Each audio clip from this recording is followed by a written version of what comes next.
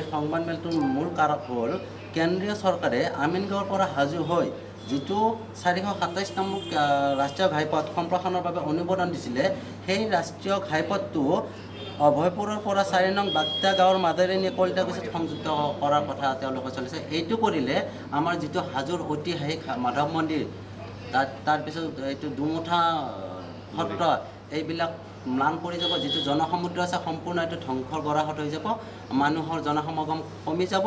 আমি দাবী কৰিছোঁ সেই অভয়পুৰৰ পৰা আঁতৰত যিটো আমাৰ মাছ বজাৰ আছে তাৰ পৰা যদি ৰাইট চাইডে সেইবিলাক যথেষ্ট চৰকাৰী ভূমি আছে, সেইফালে নিলে চৰকাৰৰ কোনো ক্ষতি নহয় তথা আৰু কোনো ব্যক্তিগত ভূমি বেছিকৈ নাযায় আৰু চৰকাৰৰ যিটো কেন্দ্ৰীয় চৰকাৰৰ পইচাও ৰাহি হ'ব আৰু আমাৰ হাজোবাসী ৰাইজৰো এইটো ভৱিষ্যতে সুফল হ'ব, আমাৰ মন্দিৰৰ ঐতিহ্য হৈ থাকিব। গতিকে এই কাৰণে আমি আজি ইয়াত সংবাদমেল পাতিছিলোঁ। ষড়যন্ত্ৰটো হৈছে চিফ ইঞ্জিনিয়াৰ যিটো দেৱজিৎ দাস, তেখেতে চিএমে কৈছে যে এইটো ছাৰ্ভে কৰিব পাৰিছে, কিন্তু কোনো ধৰণৰ তেওঁ চিএমক নজনোৱাকৈ নিজৰ চাৰিত কেন্দ্ৰীয় যিটো পথ পৰিবহণ মন্ত্ৰী তেওঁলৈ প্ৰেৰণ কৰিছে ছাৰ্ভে হোৱা বুলি, কিন্তু তেওঁ তাতে আকৰ গৈ আছে, তেওঁৰ মই মতালিত চলি আছে। কিয়নো তেওঁৰ যিফালে ৰাস্তাটো নিয়াৰ কথা বাগদা গাঁৱত তেওঁৰ প্ৰায় 40 বিঘা মাটি আমি উলিয়াইছোঁ, কাগজ নথি পত্ৰ উলিয়াইছোঁ তেওঁৰ ঘৈণীয়েকৰ নামত পৰিবী দাস গগৈ, আৰু তেওঁৰ সুৰখালী নামত আছে যথেষ্ট সংখ্যক ভূমি আছে। তেওঁৰ নিজস্ব স্বাৰ্থৰ বাবে আমাৰ হিন্দু সমাজ তথা আমাৰ হাজো মাধৱ মন্দিৰত তেওঁ জলাঞ্জলি দি তেওঁৰ একমত আছে এই কামটো। তেখেতৰ বিৰুদ্ধে কি কৰিব এতিয়া আমি সংবাদমেল যদি কোনো কাম নিদিয়ে অনাগত দিনত আমি পথ অৱৰোধ কৰিম আৰু কোনোপথে সেই কামটো আমি হ'বলৈ নিদিওঁ। আমাৰ ৰাইজৰ স্বাৰ্থ জড়িত আছে, আমাৰ ঐতিহ্যমণ্ডিত হাজো গৌৰৱৰ কথা আছে, গতিকে আমি কোনোপথে হ'বলৈ নিদিওঁ। এয়া আমাৰ সংবাদমেলৰ মূল্য। ইয়াতে কথা হ'ল যে আপুনি কোন দল কোন ক'ৰ পৰা আহিছে? সনাতনী জাগ্ৰত প্ৰহৰী, মই প্ৰমুখ হিতেন্দ্ৰ ভট্টাচাৰ্য। কওকচোন।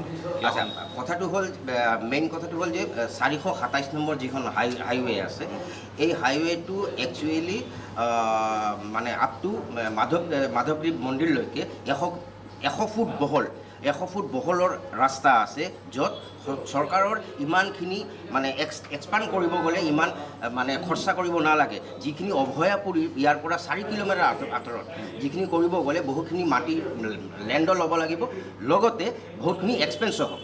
মোৰঅভাৰ ইয়াতে দেৱজিৎ দাসে তেখেতৰ 40 বিঘা মাটিৰ বাবে নিজৰ ছেটিছফেকশ্যনৰ বাবে নিজৰ ফাইনেন্সিয়েল বেনিফিটৰ বাবে তেখেতে মাননীয় চিফ মিনিষ্টাৰৰ মানে কথাও অমান্য কৰিলে। এইটোৰ কাৰণটো হৈছে ফাইনেন্সিয়েল বেকগ্ৰাউণ্ড, লগতে ইয়াতে মানে হাজোতে কিছু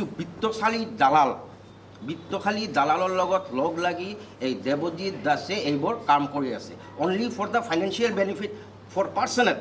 কিন্তু ইয়াৰ লগতে দেৱজিৎ দাসে গোটেই হাজো ৰাইজক মানে নেগলেক্ট কৰিছে, হয়গ্ৰীৱ মাধৱৰ নিচিনা এখন মন্দিৰত নেগলেক্ট কৰিছে, যিটো হাজোবাসী ৰাইজে কেতিয়াও মানি নলয়। এতিয়া আমি আপোনাৰ লগত যোগেদি মুখ্যমন্ত্ৰী লগতে দেৱজিৎ দাসক থ্ৰেটেনিং দিছোঁ যে আপুনি আপোনাৰ এইটো ডিচিশ্যন চেঞ্জ কৰক, নহ'লে আমি বিহিত ব্যৱস্থা ল'ম। বিহিত ব্যৱস্থা মানে আমি আন্দোলনতো বহিব পাৰোঁ, আমি তেখেতৰ যদি দিল্লীলৈকে হাত থাকে আমাৰো কাৰোবাৰ থাকিব পাৰে। তো আৰ যদি তেখেতে দোষী সাব্যস্ত হয় তেখেতৰ ইমিডিয়েট নিলম্বন আমি দাবী কৰিলোঁ। ধন্যবাদ।